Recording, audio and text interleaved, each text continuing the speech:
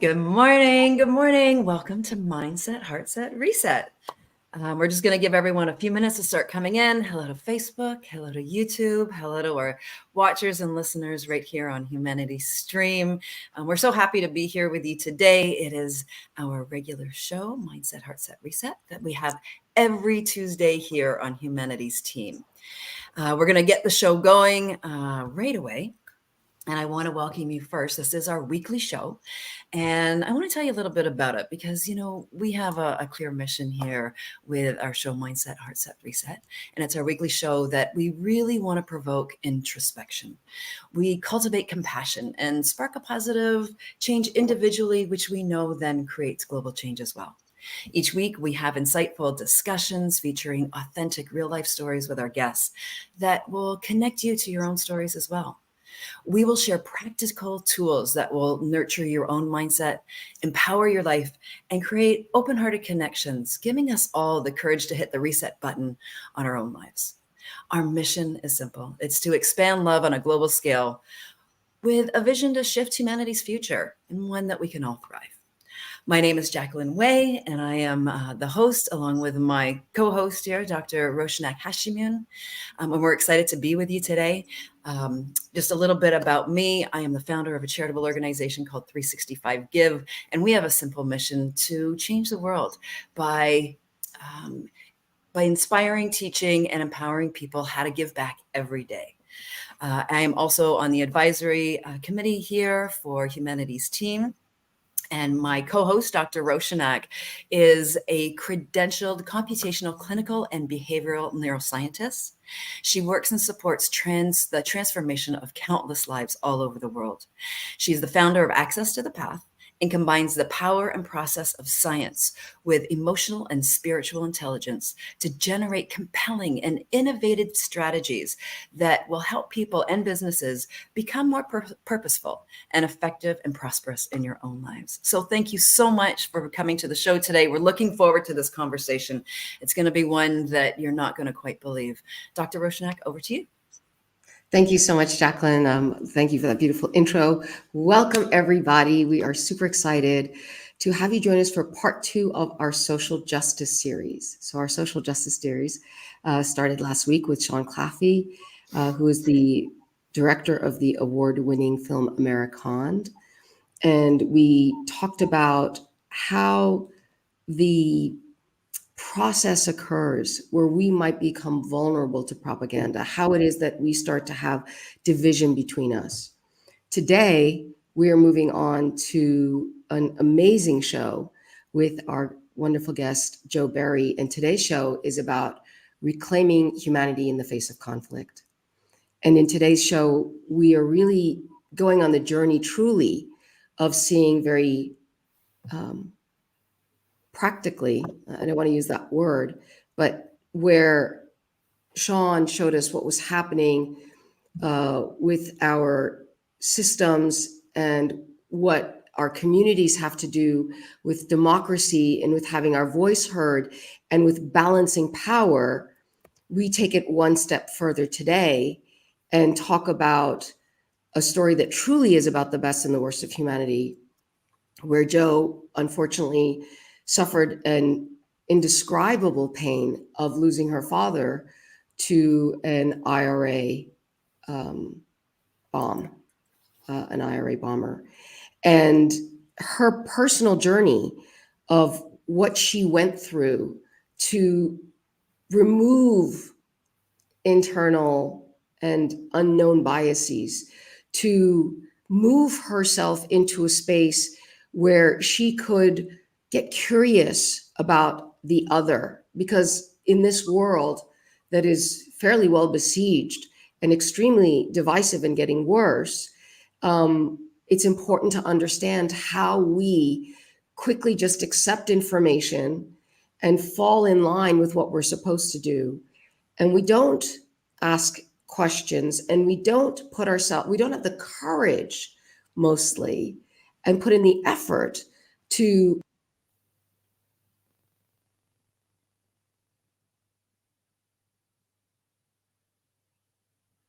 Roshanak for 1 second. We did. No worries.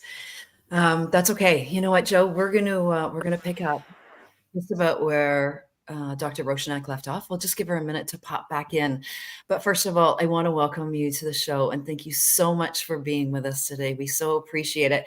Joe, let's start with something really simple. Where are you coming in from today? Well, it's an absolute honour to be on your show. So I'm right now in Somerset in England in the UK, in a little place called Frome. Oh, wonderful. Well, thank you for coming to us from the other side of the world in regards to where Dr. Roshanak, mind you, you're very close to Dr. Roshanak right now. She's in Germany, and I'm here in Canada. So I love that we get to come together from all over the world and have these conversations that truly make a difference. So, you know what, let's get started while we're waiting for Dr. Roshanak to come in. She was starting to get your story set up for us. And what I'd really love to do is just dive in. And I would love for you to, if you could, tell us a little bit about your own story that Dr. Roshanak was, beginning to Seems I lost you. explain. Oh, there she is. There she is. She's back. Seems I lost you. I'm not sure where I lost you, but it seems I lost you. That's okay. I was just going to start with the first question with Joe while we were waiting for you to come back so that she could begin to share her own journey and story with us. Is there anything Did we have the opportunity to introduce Joe properly? There we go. Nope. I'm going to leave that with you. Yeah. Thank you so much.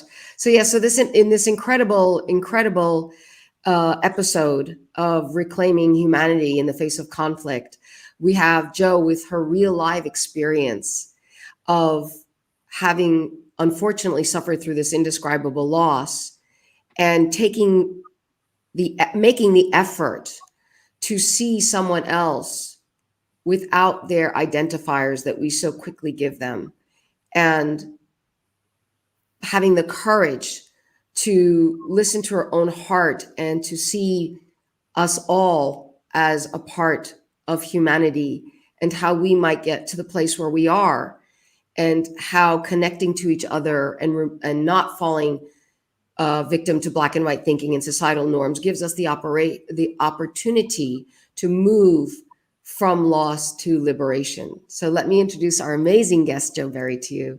I'm so excited that Jo has agreed to come join us, in particular because unfortunately she has a very serious injury today. So thank you so much, Jo, for joining us. Jo is an inspiring speaker and founder of the charity Building Bridges for Peace.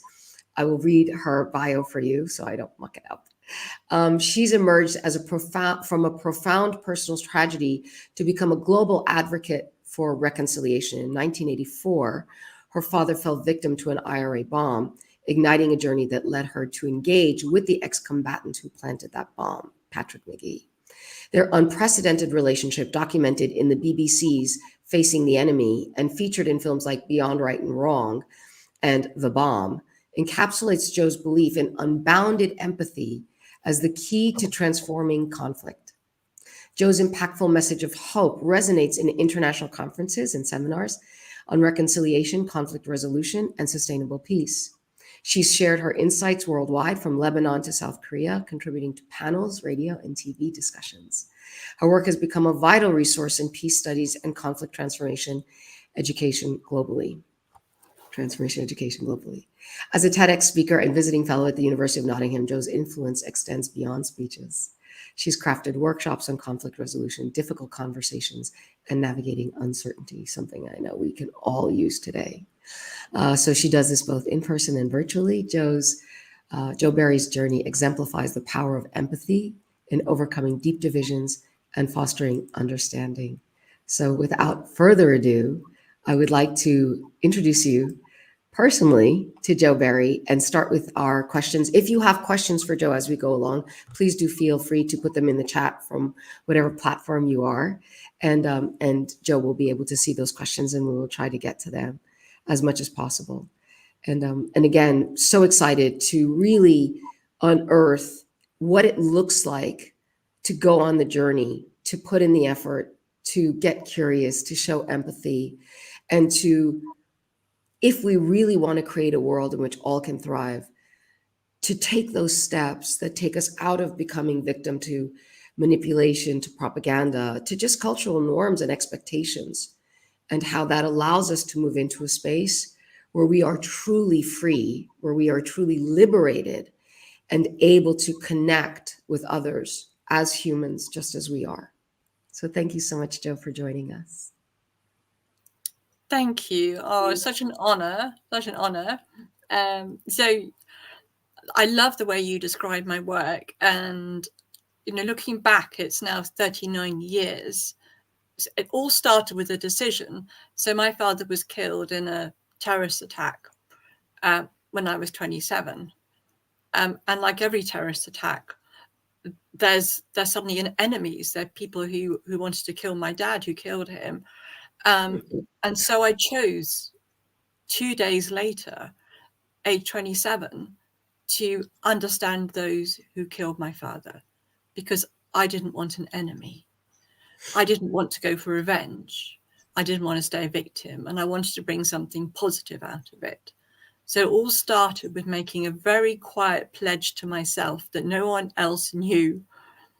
And the one that, looking back, was the most powerful was that I don't want an enemy. Who are the people who killed my father? I just don't want to see them as evil. And at that time, the IRA, the people who killed my dad, were seen as demonic. They were given the worst possible labels, seen as less than human. And I believed that they were human beings who had stories. But at the same time, I didn't know how to bring something positive out of what had happened. I didn't know how to understand and hear the stories, because there was no way that I was going to be able to sit down with them. It wouldn't have been safe. I came from a background where I would have been seen as the enemy. My father was a conservative politician, but I trusted, and that trust has stayed with me all these years, that life would bring me the opportunities through serendipity, synchronicity, miracles, unexpected meetings. And I stayed true to this intention. I wasn't a straight line. I went to some very strange little alleyways, but if the focus was there, how can I make something positive out of this? And we had a peace process in 98. And that opened a lot of doors for me, because the fighting stopped. And all those years when the fighting was happening and people was being killed, I felt the pain on every side. I felt I was part of the war. So when the peace happened, I was so happy and thought, at last, maybe I can go meet the people who represent my enemy. And a year and a half after, the one person who was held responsible for killing my father, Patrick McGee, a year and a half after he came out of prison, I went to meet him. And I still remember, the trepidation, the fear. Like, all these years, I haven't wanted to blame him. I've taken responsibility for my anger, for my emotions. I haven't made him as the person who's ruined my life. I've managed to change him from an enemy to someone who planted the bomb that killed my dad. But what would it be like to see him, to look into his eyes? I was scared, but there was something in me so strong. I didn't go to meet him to change him. I didn't go to tell him that he was a bad man and shake my finger. I met him to look into his eyes and see him as a human being. I just needed him to show up. I just needed him to answer my questions. And he started off by giving me a lot of political self-righteousness, telling me how oppressed they were, telling me they had no other way. And I was familiar with the political justification. I knew I was going to get that. But I was curious. Who was he beneath that rhetoric? What was he feeling, seeing me? And I remember at one point looking into his eyes and saying he was someone who cared deeply about his community. And for him, violence had been a way to protect his community. Now, for me, violence never works. But I could see he was someone who cared deeply. And at that moment, he's no longer a faceless enemy. He's a human being with a story. But it's hard hearing him justify killing my father. So I thought, I'm going to go now. I've got what I need from this. It's given me back some humanity I lost. But I need never see him again. And no one will ever know, I thought to myself, because this was private. This was my personal response. And that's when he changed, and he looked at me and he said, I've never met anyone like you before, so open, so much dignity. What can I do for you? Please tell me about your dad. And the conversation changed. And he went from seeing my dad as a legitimate enemy, those awful labels, to seeing my dad as a human being with a soul. He's rehumanizing him. And I stayed because this was more transformational, more powerful than I could have imagined. And he stopped saying the word we and went, I feel. And he became emotional and I became emotional. And I knew we started a journey together.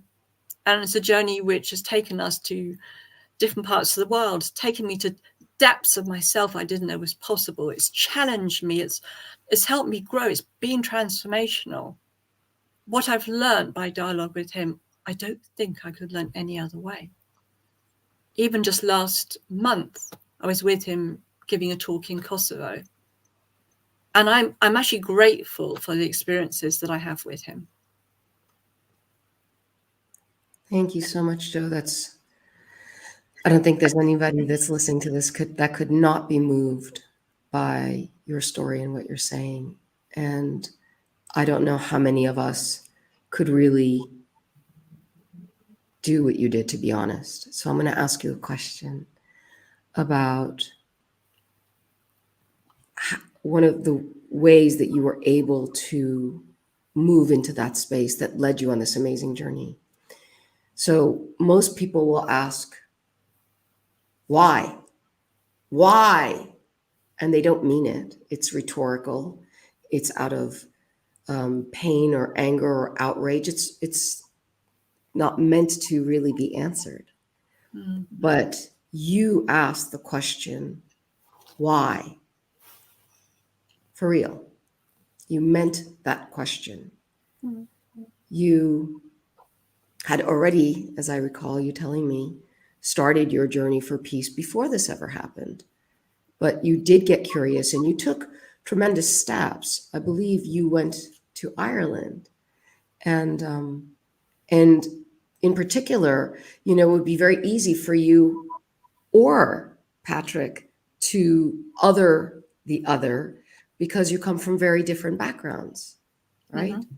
So where you and your family represented the government and the royal family and all that was taking over what was precious to him, he represented someone, I'm not saying to you, but someone that was quite marginalized, or that through media or propaganda wasn't suffering the way they were suffering. Mm. And so allow me to ask you, given your, and with your permission, I will say that, so Joe, you come from a very elite background. You are first cousins with Princess Diana.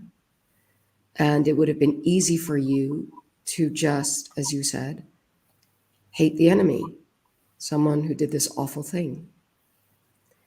And what you did was instead remove the labels and the identifiers and saw this person as a human and got curious about why they could get to where they got.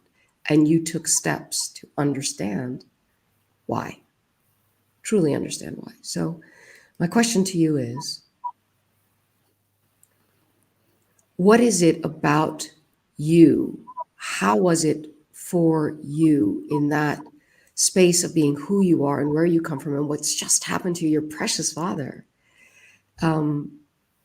that made you move differently than most people would move, not be subject to prevailing narratives and expected behavior?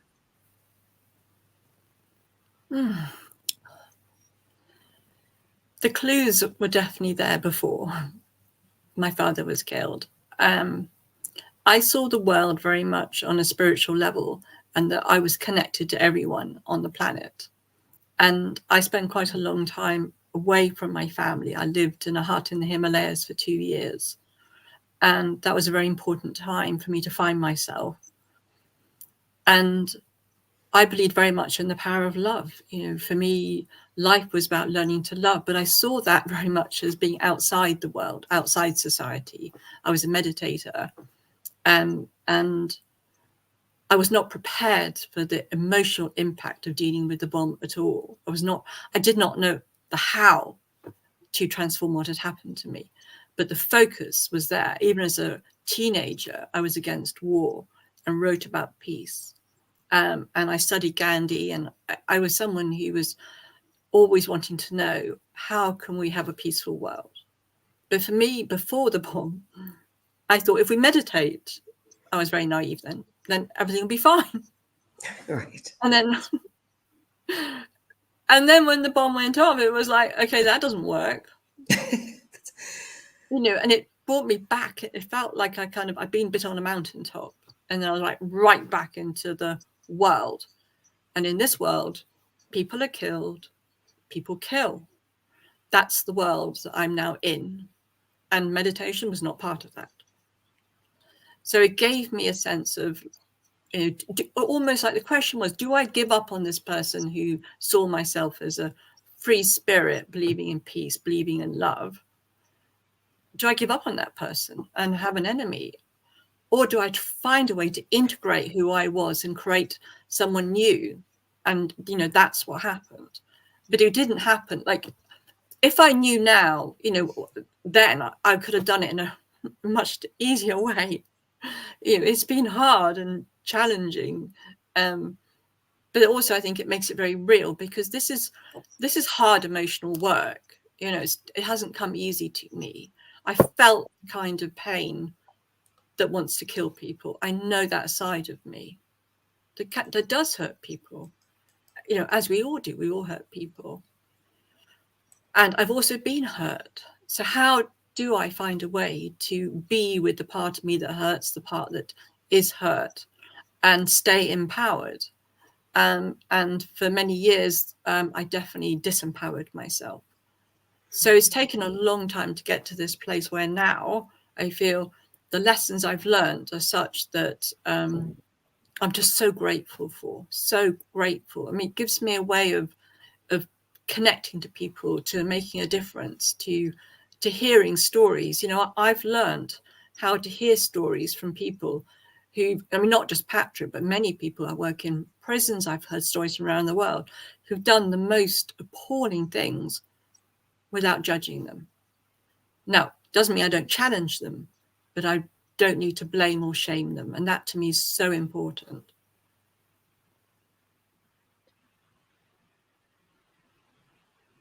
Jacqueline, did you want to say something? Well, there's so many messages coming through, and I'd like to just share a couple so that you can hear them as well, Joe. One of them is from Demon 5, and it says, Joe, it's like you made come alive all the wonderful ideas we hear about being all one. Finding a way to find ourselves in our heart is what it's all about. And thank you for putting that up, because I think it's a great statement on what you have just said. And the journey that, I know here on Humanity's team, so many of us, and I'm going to include myself personally on this one as well, and as well as everyone that's here listening, the journey that we all continue to take. And, I could hear in your voice still, the pain of the journey. And, I'd love to talk a little bit more about that pain with you, because I think sometimes people think that, you can read a book and all of a sudden you're going to be awake, or you're going to watch a show like this and all of a sudden you're going to be awake. But talk to us a little bit about this process and journey of transformation, if you could, because, and Joe, you and I have spent time together, over the past couple of years, talking about this. I've listened to your story, but today I'm hearing a little bit more about your past and your spiritual journey that almost prepared you for this. Because if you hadn't had done any of the spiritual work before this happened, and I heard some in your meditative practices, but you had already stepped into that spiritual path for yourself. How did that come to you in your life? And did you feel that this was, and I don't want to take your father's death by any means as this was, the next step in that journey for you, But, you know, can you talk to us a little bit about that practice that happened for you? How did this come up? You were 27 when this happened. Most people are either just beginning their spiritual journey, haven't even got there yet. How did this start for you in your life? And then how is this process? I almost feel like you expanded through this process. Can you tell us a little bit about that? Because this is who this team is, the Humanities team that's here watching today, and everybody. We're hoping for that process in ourselves, and we're hoping to practice it more in our lives every day. Oh, I just love being with you both, and there's so much resonance with everything you say. So yeah, I think as a teenager, you know, I rebelled quite a lot. Got expelled from school. Yeah. Anybody else out there? Are you rebels and disruptors out there listening? Exactly. And that curiosity, you know, like I remember, just for example, like my dad would have these amazing parties, and I would go and ask everyone at the party, which party do you vote for?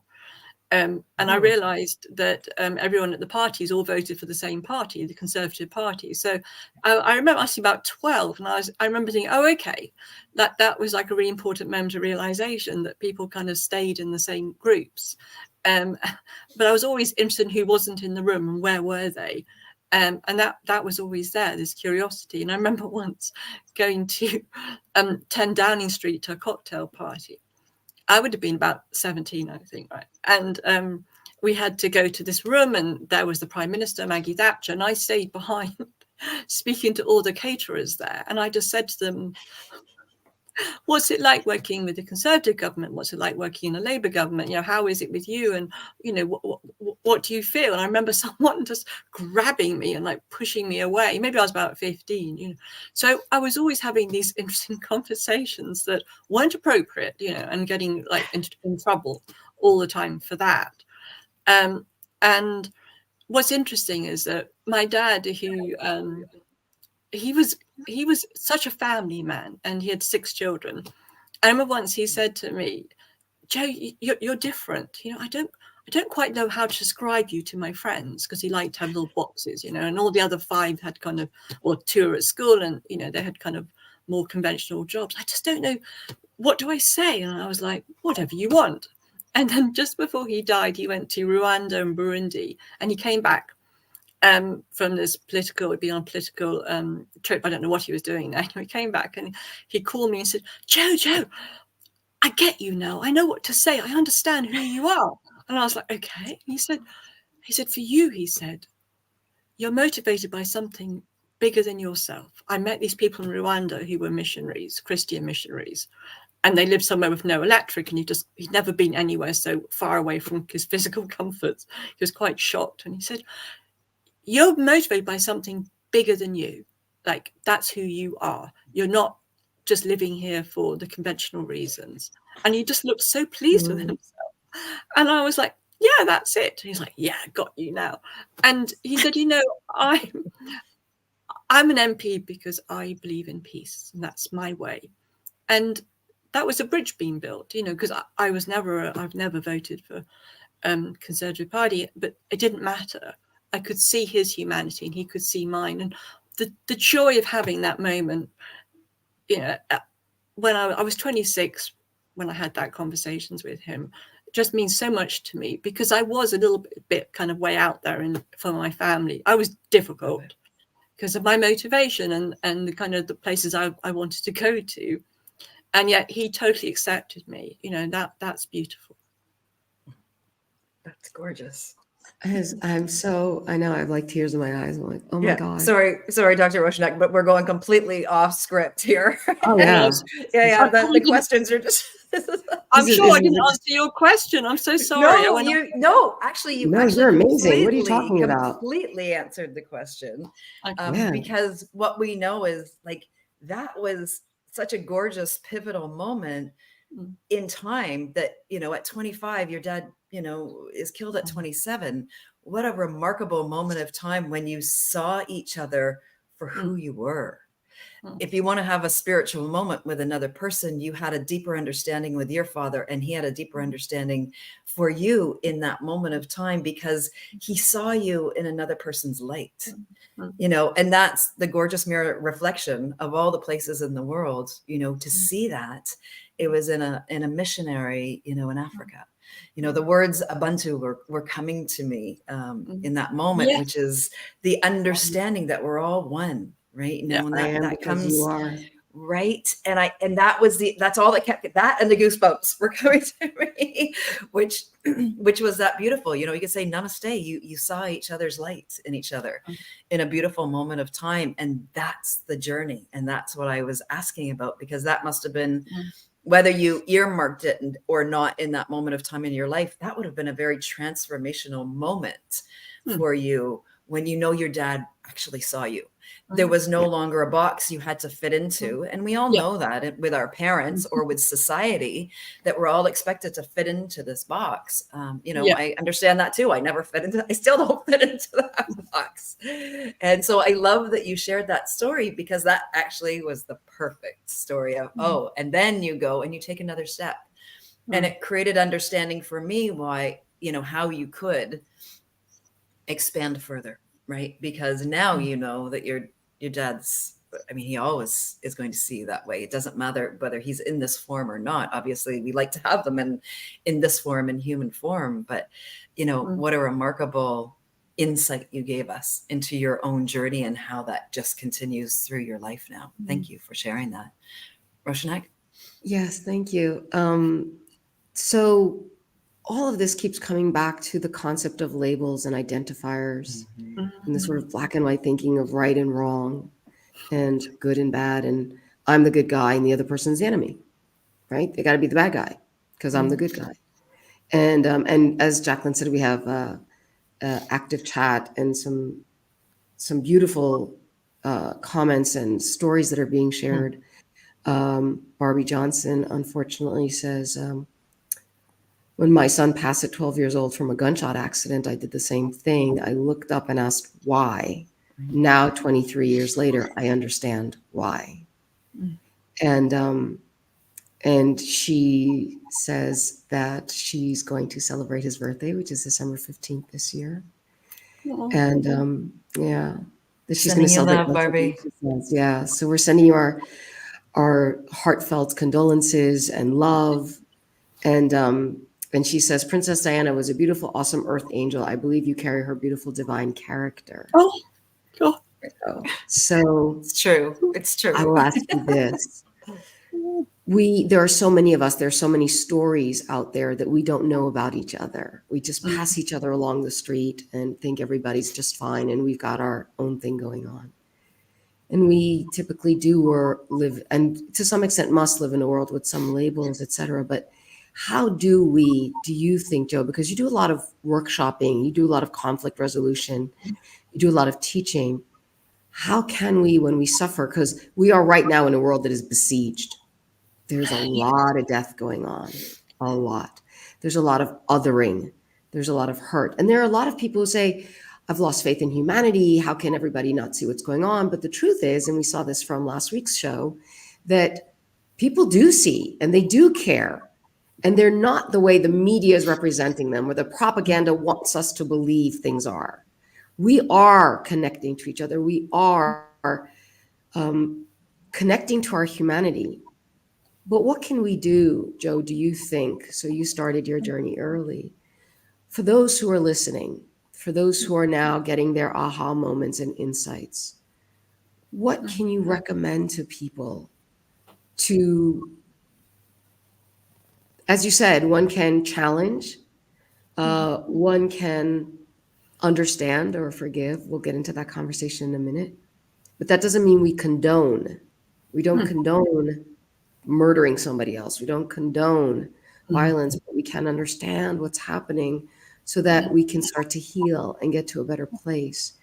What are some of the things that you could recommend to people who are suffering, who aren't saying anything, or who we don't know, that might be suffering, like you said, from a death that brings us out of like this, ooh, let me breathe and meditate, into the practical, how do I manage life now?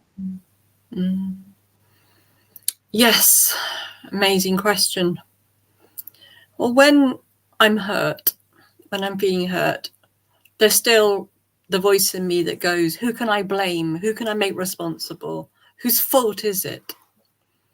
And what I realized is if I make someone responsible for my pain, I'm hurt twice. Once from whatever's happened to cause me the pain.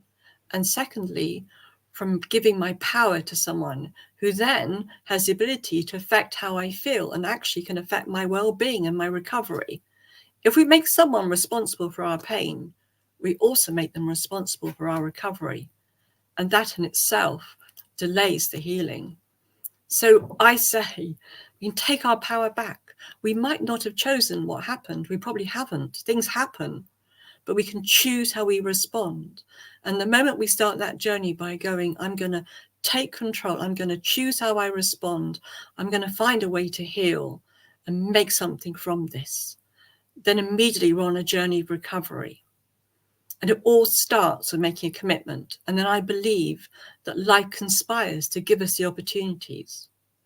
And what will happen is that maybe later on, the need to blame someone again, and we'll develop self-awareness and go, actually, right now, what do I need? If I'm blaming someone, that means I'm hurt. What do I need to feel better? So we're taking responsibility and control over how we feel. I think one of the best things we can say to ourselves is, what do I need right now? Because it gives it back to ourselves. I mean, if I'd blamed Patrick McGee and made him the person that destroyed my life, and I mean, it's still affecting me. I wouldn't say I'm completely healed because I made decisions after my father was killed that I'm still having to deal with. But if I'd made him into my enemy, if I'd made him the reason why my life was difficult, I'd have him living in my head, rent-free, reminding me all the time that I'm a victim, that I've had a hard time. But instead, I've changed the story. He's actually become my friend. Now, it's not necessary to meet the people that have hurt us, and it's often to keep ourselves safe, it's not okay. But we can change the story. We can change the story so that we feel empowered. And every time there's that need to blame, to judge, to label, we can change our language. I describe the behavior. I don't call Patrick McGee the evil terrorist. He's been given some of the worst labels ever. I describe his behavior. He's the man who planted the bomb that killed my dad. Because he's more than the man who planted the bomb. He's also a father. He's a husband. He's a friend. He's more than that. We're all more than our labels. And when we give each other labels, we're stuck in the I'm right, you're wrong. I'm good, you're bad. Or even I'm bad, you're good. And that keeps us separate, and that keeps us in pain. And that keeps us, in a way, we're at the same level, people who hurt us. Because as soon as we stay a victim, then we can become victimizers. And that the only way to break the cycle of violence and revenge is to say, I'm not going to let it affect me anymore. I'm going to find a way to heal. But that's emotional work, and we need support. And if someone's just lost a child to murder, I'm not going to say to them, you need to start a journey. No, it's about listening. It's about making sure the support is there, because we all have our timings. And this isn't I'm not going to judge people for going for revenge, because sometimes trying to stop revenge is like trying to stop gravity. It's so difficult. But how can we support people? And listening and witnessing is such a powerful way of helping people. Beautiful. Thank you so much, Joe. So we actually wanted to talk about exactly what you're saying with respect to this black and white thinking of right and wrong, and looking at people on a spectrum and how that looks when we see ourselves and others, rather than right or wrong or good or bad, but as human beings, and each situation requires its own context, right? Mm. And where context will define very much how we will respond. And the work that you're talking about sounds to me like, as we are showing that empathy we're allowing the other, first of all, a support so that we can minimize the trauma, the traumatic experience, because trauma isn't overwhelming of a person. It's when they feel that they can't manage. It's the event itself is not traumatic, It's how we are able to or not able to respond to it. And having support, as we said, is very much a part of being able to get that environmental and shoring up of the support that will help us get through the event. So I love this idea of being able to look at things from the perspective of a spectrum and not deciding how one person is and how we are. And as you said, and I love that, I'm the bad guy, you're the good guy.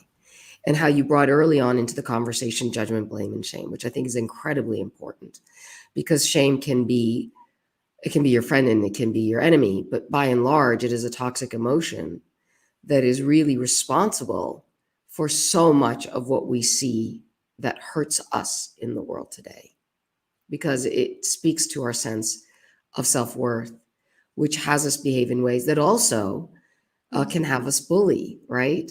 So in Cartman's conflict drama triangle, right? There's the hero, right? There's the persecutor, there's the victim. And very often we go back and forth, and shame has a lot to do with this, where you are the abused and now you become the abuser. Yeah. Right. And the justification, we hear this and we see this quite a lot. I was hurt. I'm right to do whatever I want now in response. Yeah. So people become either they become reactive or they use that as an excuse because they're not managing their own emotions in any way, shape, or form. So what can bring us to a space where we can, because we're in a time where people don't want to put effort into things. We're in a time where people will just take in whatever information's coming and not do due diligence and see what is the truth, and can be very much outraged and have very strong emotions. And how can we balance ourselves out and get fully into that spectrum from that black and white thinking? I guess, yeah. And you're asking, how do people change? That's a huge question. I know Patrick McGee arrived very much with we're the good guys, you're the bad guys. And then he changed and began to see the humanity in my dad. Now, he didn't change because I told him he had to. I didn't say my dad's amazing. And, he found it by seeing me and then working out that some of what he saw in me would have come from my dad. And so he chose to change and give up that way of thinking. And he now has empathy for all sides of the conflict in Northern Ireland. So your empathy inspired his empathy. Yeah, he said he was disarmed by my empathy, which really makes me laugh because he's one of the most hardened men of the IRA, and yet it was empathy that disarmed him. How powerful is that? So yeah, I've heard people justify so many things that means they can do harm in terms of even environmental reasons, or in terms of wanting to support the planet Gaia, let alone violence, let alone rights, or a whole lot of reasons. And to me, it doesn't matter the cause. When we start justifying and getting to that righteousness, for me, it's a spectrum, and we're beginning the demonization. We're beginning to dehumanizing people. And that's the first step to be able to hurt them, because we start being we're so right. And if I knew the cure of changing that, then I would be really, I don't know, I'd be so happy. Like, I think one-to-one, I've maybe managed to kind of show people there's another way, but that is the big work, isn't it? How can we show that actually there's humanity in everyone? And that's what my life is about, is how can we show that there is humanity and there are no sides. There are absolutely no sides. The truth is that if we listen to anyone's story in this world, listen without judgment, listen from our hearts, we would know if we lived their lives, we may have made the same choices. We would understand, we would connect to what they've been through, and yet what happens is, people are so strong in going, well, I wouldn't do that. and then just labeling them and demonizing them. So how do we change that? I mean, that I think is probably the crux of what my work is about. That, you know, if someone said wave a magic wand, I would say that's what I would love, would be to take away that lens, so we see people as they are, without the labels, without the judgment. And I'm wondering, what does it give people to feel they are so right and others are wrong? And I think there's a short-term gain. Maybe they don't need to feel their pain. Like I've had it in myself sometimes, you know, like, you know, I'm still someone who can get into all sorts of problems with justifying things and wanting to judge people. And it can make me feel a bit sort of superior, and I don't have to deal with my own pain. But to really heal, I think we need to go into that pain and go, yeah, I am hurting, but I'm not going to let my pain stop me from seeing you as a human being. I love how you're so accessible. And I'm going to come over to you in 2 seconds, Jacqueline, No worries. because I think that it's incredibly important. You know, we like to watch movies of heroes and ordinary people in extraordinary circumstances. And I don't think you're ordinary by any stretch of the imagination, but also you don't make this into a fairy tale story.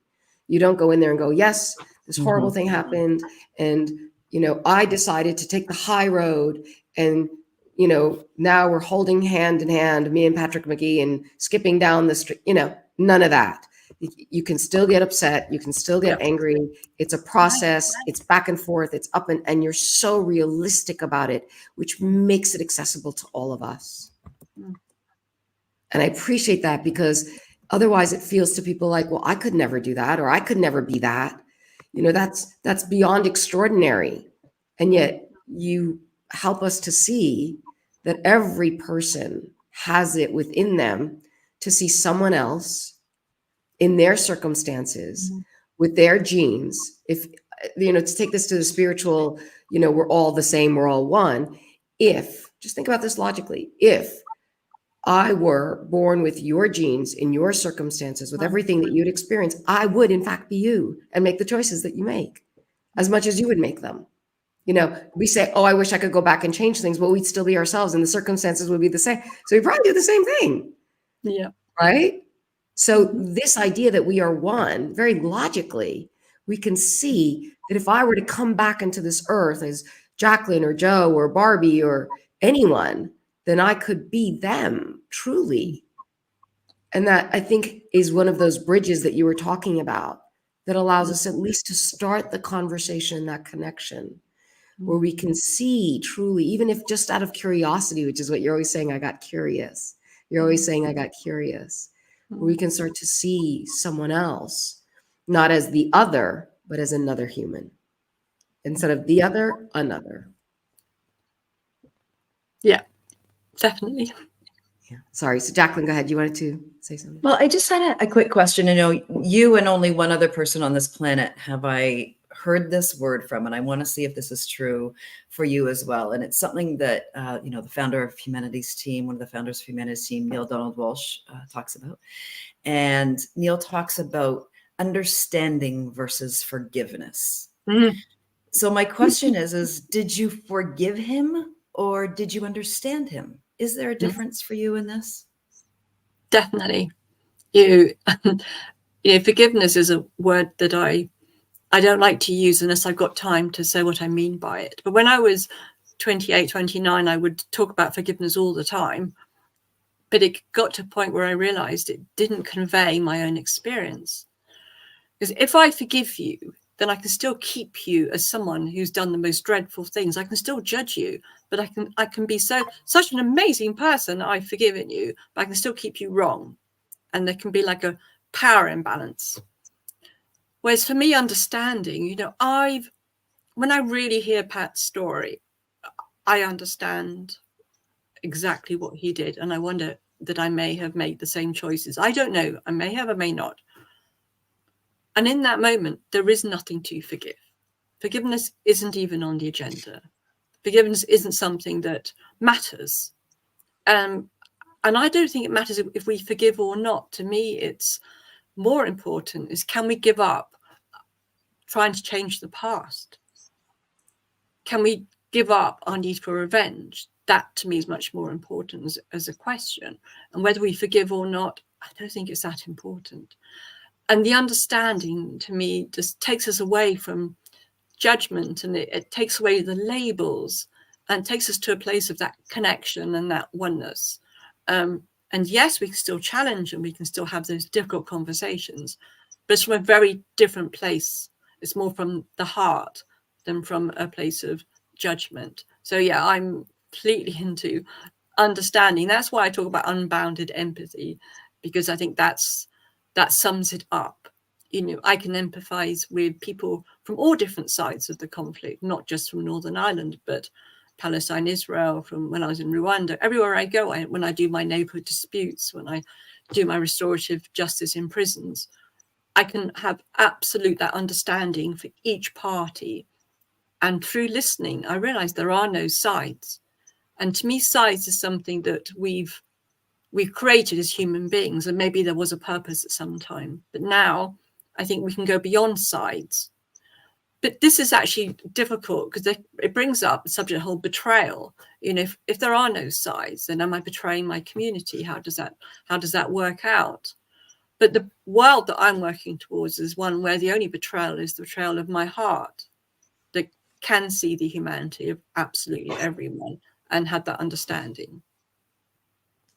Beautiful. And thank you. That's what I really, I've heard you speak on this, and obviously I've heard Neil speak on this as well. I ask Neil about this on a regular basis because I think that is such a pivotal shift in the way that we interact in our lives with everyone around us. When we can come from a place of understanding, to me, all the words you're using, and I'm going to go right back to the beginning to where we started, and when you were sharing your story, is these words, understanding and empathy. These all come from that place of love. And, we're seeing this in the comments as everyone is putting so many beautiful notes in the chat, this is all coming from a place of you being love. It's not just you telling someone you love them. It's not, you're actually demonstrating it in real time, in real life. We're all experiencing it with you today. And in you being that source of love, that's what I'm going to only speak for myself. That's what's reflecting right back to me today, is that all these gorgeous words that you're using is just you being love, and everyone gets to see it. And that's where I even heard the shift when you sat down with Patrick. We can call it empathy, we can call it all of those things, but when we're talking, especially with this humanities team, when we talk about that, God force coming through you, that's you standing in that force. That's you being love for the world to see and reflect. So thank you for showing everyone here through your story how we can show up as that for this world. Because if everyone could practice that, if everyone could go through not what you've been through, but look at their own lives and what each of us have been through, that spectrum, as Dr. Roshanak beautifully said, when we can do that, then we can all begin to stand in our own place of love and reflect it back out to every part of our life and every part of our world. And we're going to see that shift and change. You created a beautiful bridge right here and now for us all to see that our path to coming across the bridge. I think sometimes not everybody understands how to be love, right? And you just created that beautiful bridge for all of us to see. Thank you, Dr. Roshan. Thank you. This conversation is, of course, everything I thought it would be, and then some, because Joe, you are so extraordinary, and so vulnerable and so honest. I have a question for you as we talk about love. I know some people who say, I don't know what love is. They haven't experienced love. They grew up with pain and trauma, and they don't even know where to begin. And I think the enemy of the message here is the expectation that it will go a certain way and quickly. And I wonder what you say to those people who would say, I don't know what love is, to those people who have this expectation of this way that it would go, probably because of the way that we've heard things, and then the movies and the sort of that in fact fairy tale way of going forward. what does it look like and feel like Mm. as a real person? What can people expect truly when they're making their first steps along that journey of expressing the love that is truly who they are, of Mm. feeling the divine within themselves that will allow them to be greater than themselves? As your father said, that you are here for something greater than yourself. Mm. How can people move into that space? What can they expect it to feel like? What does that journey, how does that journey evolve from your perspective? Hmm. Well, it starts with an intent, I believe, in wanting to open up to something bigger than yourselves. And it's going to look different for everyone. Like, I don't believe there's like one way at all. We all find our own way. And the journey itself is the excitement. The journey is the magic. And to watch out for those moments of serendipity. I could have missed some of them on the way that I've had. And each time I experienced serendipity or met someone, it gave me a new sense of like, okay, I am on the path. I am going somewhere. And I'm very much made it my way. And yes, there are books that help us. There are people, there are words, but it's the meaning that we give to it. So like we've been saying, there's no right or wrong. You know, I know for me that when I'm not feeling it, and I often don't feel it, and I ask myself, you know, what do I need to feel that again? That my answer is quite often to go to my woods, to be in nature. At the moment, I'm looking after my daughter's dog, and it's incredible that the love that I feel being with him. So it's finding ways that nourish us, finding ways that give us that sense of connection, and it's going to be different for everyone.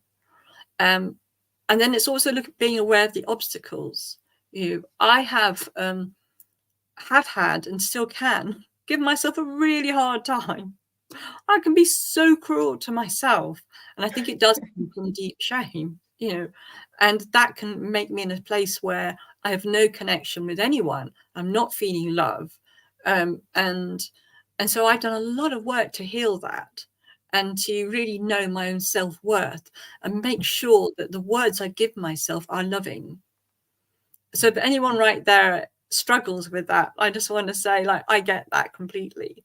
And the way, Raise your hand, everybody. Here we go. and that We all have those days. Let's be serious. I love that word show. show, nourishment. I'm like, oh, that's it right there. Nourishment for ourselves. It was so good. Yeah, to be gentle with ourselves on those days, Right. but really, really believe in, like, we talk about fairy tales, and life's no way is a fairy tale, but there is magic. There is like the what can happen when we align ourselves to, I'm going to do this differently. We could just say that. Then look out for those moments, because they are extraordinary, and they won't be anyone else's moments. They'll be yours, and you'll notice them. And the more we notice them, I really believe the more that there are, and when I get depressed and feel, oh my God, wars are never going to end and things are so depressing, then I open myself up to something else. And what happens is extraordinary. So we're not alone. There is that connection. Now, I have no idea how all this works. I know that probably Dr. Rushanak knows this much more than I do. How somehow we sort of meet these moments that just give us such nourishment and such strength and such sense of we are on our path. And I'm sure you too, Jacqueline, you must know this as well. Oh, right. My emotions are my guidance system. That's an easy answer for me. When I'm not feeling so good, I know I'm going down the wrong path in that moment, right? In that moment. Yeah. And I'll be honest, I caught myself doing it this morning for whatever reason. I caught myself going down the wrong path, but that's the awareness. That's what we're talking about with, conscious awareness here on Humanity's team is, are you even aware when that's happening? Like, I feel it all over my body, and so can we catch ourselves in the moment. And I love I'm taking that word nourishment with me today. I'll give you a really quick, funny conversation I had with my 12-year-old son in the car going to school today. And he was telling his younger brother, who's just 10 months younger than he is. And he was giving him some motherly advice that if you keep acting like this, you're going to lose your iPad. and the conversation went, Tony, you're being such a good mother. I said, now let's talk about on the days that you're feeling bad and you're not feeling so good, because he's been having some emotional struggles the last 2 days. And I said, if you were the mother, how would you talk to yourself? And so when you were saying those words of nourishment, how can we talk to ourselves as a loving, supportive parent, mother, aunt, uncle, grandparent, whoever that person is in your life? How would you talk to yourself? And it was my aha moment where I went, oh, there's my magic for the day. My kids showing up yet again with the words that I need to say, the lesson that I needed for myself in that exact moment, was, okay, I need to spend that time, talking to myself in a way that a really comforting, loving mother would talk to me, to get me back on my emotional, line that I know I can stand in. Right. So that was beautiful. Thank you for sharing that. That helped me today. I don't know about anybody else out there, but that's exactly what I needed to hear. I think that has a lot to do with also us sort of deforming and reforming each other to conform. There's a lot of that going on. That's why I find that if we want to create a world in which all can thrive, which is the vision of Access to the Path, and where my alignment is with humanity's team, and each individual, if we want really this beautiful world, then this world is made up of each of us individually. And when each person feels free, liberated, really, that they can be themselves, they can bring out the best of themselves, they can bring out their gifts and their blessings, and they can be in their own free form, in their own truth and authentic being, then they have less need to deform the other, to reform the other, to have them conform into whatever it is that they're now conforming to. Because as soon as one of us gets deformed, as we're connected, then we're going to deform the other. So that's what happens with judgment, blame, and shame, is we are deforming and reforming the other to conform into some story or narrative that makes us feel comfortable and safe. And so I love that, when you can put yourself back in the space of love, capital letters, absolute values, then that's when you're in your truest form of being, your divine humanity, and you have no need to change another because you're okay as you. And so I really appreciate that, because it's putting ourselves back in love, in that state of love. So we are just a tiny bit over time. There was a question in the chat that was about comprehension versus understanding. And it was from Sue on Facebook. And I asked her, well, how do you see the difference in the meaning of those? Because that was her question for you. She wanted to know, can comprehension be more appropriate than understanding? And then I asked her to clarify what she thought. And she said, understanding to me is standing under, where comprehension is knowing the meanings. And so I just want to see if there's something that you would like to speak to that, Joe, as far as what you mean by understanding when you say that you understood and therefore there wasn't a need to forgive. Well, I love that we all have our own meaning to words, and we just need to choose the ones that work for us. And so, I'm writing my book, and the words that I'm using, I'm taking time to explain, like forgiveness or understanding or unbounded empathy, because in a way, it's quite hard to find words to describe our complex inner landscape to get it completely right. So I'm not attached to any of my words, because they're just the best I can do right now. And the understanding or the empathy, that liberates me. I know how I feel when I say it. It liberates me. It liberates me from separation. It liberates me from judgment. So it works. It helps me get back into a place of love again. And I'll add to that we sort of touched on it, but I think I want to say this, is that I feel there's a shared responsibility when anyone uses violence in this world. So I don't believe anyone's born, and this may not be true, but I don't believe anyone's born wanting to kill someone, 4-year-old, unless 2-year-old, no baby.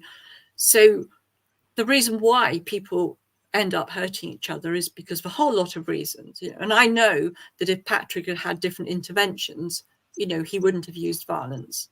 And that's a shared responsibility, because our world at the moment is not meeting people's needs. Our world is one in where people use violence for many, many reasons, but it's from a state of weakness, from trauma, from pain, from shame, from whatever. So to me, there's a definite shared responsibility. It's not about judging ourselves, but it's about just recognizing that we are part of a world where violence is used. It's there. Our governments use it. Almost the norm, which is the scary part, right? It's the norm. So and that's why I love the visions we've been talking about, is so how can we have a world where people have so many choices, they don't need to use violence. Choices in themselves, choices in how they communicate, enough food, enough money, the right housing, people feel safe where they live, they have enough land, all these things that I think contribute to violence. They have a political platform. So that's the world I'm going towards, is where people, it's not that we're stopping wars, it's where actually it's not relevant anymore, because people's needs are met, because we're creating a different world, a world based on love, unbounded empathy, collaboration, fairness, equity, and so therefore violence, won't even be a question. Because I also believe that if I use violence, I'm hurting you, but I'm also hurting myself. When we use violence, we lose some of our humanity. Patrick has said to me that he may never get some of his humanity back that he lost through using violence. And many people I've spoken to who've killed say they've lost something through using violence. So for me, the vision is about creating a world where nobody needs to go that journey, because actually I think Patrick's journey to come back from using violence is actually maybe harder than mine. Amazing. Thank you so much, Joe. What an extraordinary episode this has been, an extraordinary time with you. And we're so grateful that despite being quite injured at the moment and in a respectable amount of pain, that you have come and shared with us your vulnerability, your truth, your light, your beauty, your experience, all of it. Thank you. Thank you. Thank you so much for giving us the opportunity to see the world, even if it's just for this 1 hour, through your eyes, and through a potential for a different perspective and different outcomes, because you created a different outcome. And that's proof positive of how we can live, all of us, and how it's a very real and accessible journey. Thank you so much for that. Jacqueline, did you want to say something before I introduce Just our very last, if you could, in kind of one or two sentences, we always have a get off the couch moment. If there was one thing you'd like to share with everybody today to get them off the couch, to help participate in creating this world that we would all love to live in, to be love, and to create a world filled with peace and love, what would that one thing people, you would share with people today to get them off the couch? Well, I want them to leave the couch if they feel to, because that's completely up to people. But what comes to mind is about the curiosity, find out about someone who you don't know about, who perhaps you would have maybe seen as less than you in some way, or judged them, or, get curious, hear their stories. There's many ways, that's the beauty, isn't it, that we can find out people's stories everywhere, and just open up your heart to listen to someone who perhaps you would have wanted to judge in the past, and that curiosity is, to me, is such a heart opener. That's I brilliant. love that. Amazing. Thank you. We haven't had that There you have it, folks. tactical tip yet. So thank you, Joe. That's amazing. Thank That you one so much. truly will build the bridges and give us all better understanding. So thank you for that. Dr. Roshanek, next week's show. Yes, thank you so much, everybody, for joining us this week and how we can reclaim our humanity in the face of conflict with Joe Barry. Please check out Joe's charity, Building Bridges for Peace. And you can connect with Joe through there. I believe there's a way to contact her. You can connect with us there. It is up on the screen. You can donate to that charity. She works deeply in social justice and creating peace in times of conflict and during difficult and conflict-ridden times. I believe she's going to have another website coming up soon. So please get in touch with Joe and support and connect in this journey of peace with her together. And in this case, when I mean peace, what I mean by peace is liberation, not just sort of this false peace, but a real peace that we can feel when we are free in love. So thank you for that. Next week, we go to part 3 of our social justice series. We just keep upping the ante here. And if you missed last week with Sean Claffey, please do tune into that. That's absolutely extraordinary, Sean.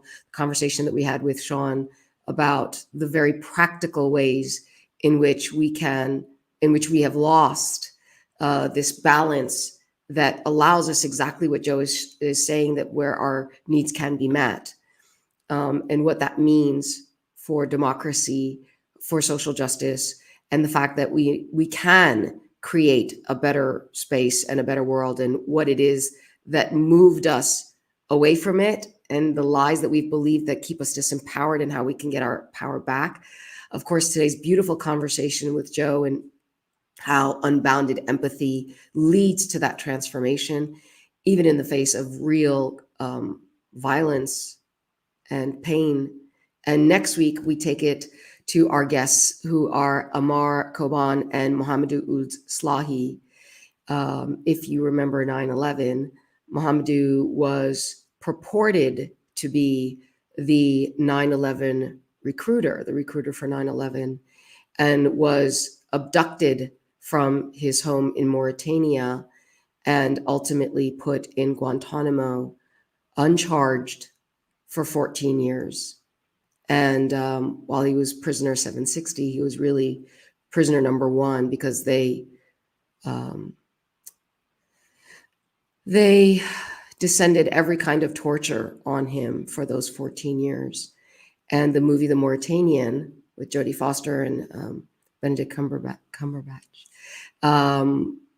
is the story of his time in Guantanamo. And during that time, he wrote his diary, Guantanamo Diary, which is the bestseller that's been translated, I think, into 27 languages now, that really shone the light on what was going on in Guantanamo. And he, of course, is free now. And we have him as our guest. And the reason for that is that after everything that he has been through, after being completely innocent, because if there were the tiniest shard of any kind of evidence, then believe you me, he would not be walking around free now. And the FBI investigator said that he was completely innocent. And his journey is extraordinary, his relationship with the guards, and what he brings forth today into the world, and his message of oneness and kindness. And he exudes it. So we invite you to join us next week for this extraordinary episode of Mindset, Heartset, Reset. Honestly, they're all extraordinary. We invite you to join us for part 3 of our social justice series to connect with Amar and Mohamedou.